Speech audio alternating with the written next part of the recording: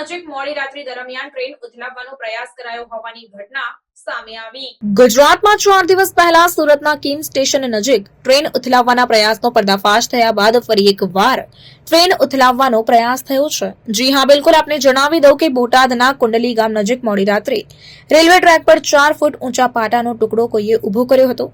મોડી રાત્રે ઓખા ભાવનગર ટ્રેન તેની સાથે અથડાતા એન્જિન બંધ થઈ ગયું હતું। ત્યારે આ અકસ્માતમાં ટ્રેન સહી સલામત ટ્રેક પર ઊભી રહી જતા હજારો લોકોના જીવ બચી ગયા હતા। ઘટનાની તપાસમાં ડોગ સ્ક્વોડ, ડ્રોન કેમેરાની મદદ પણ લેવાઈ રહી છે।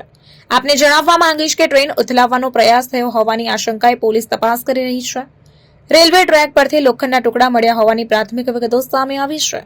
હાલ બોટાદ પોલીસ, એલસીબી, એસઓજી સહિતની ટીમ આ બનાવ કઈ રીતે બન્યો તે અંગેની તપાસ કરી રહી છે।